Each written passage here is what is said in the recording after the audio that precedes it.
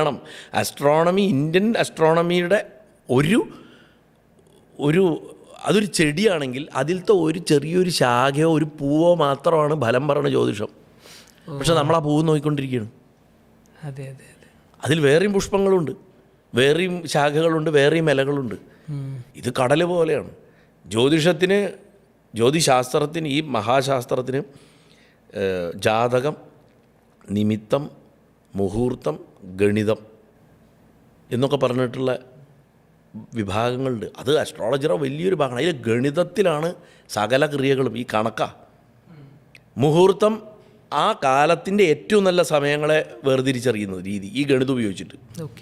നിമിത്തം ഒരു കാര്യത്തിനുള്ള പ്രശ്നപരിഹാരം തേടുന്ന സമയത്തോ നമ്മളെ ഒരു കാര്യത്തിന് ഇറങ്ങിപ്പുറപ്പെടും മറ്റും നമ്മുടെ പ്രകൃതിയിൽ വരുന്ന മാറ്റങ്ങൾ ഒബ്സർവ് ചെയ്യണം.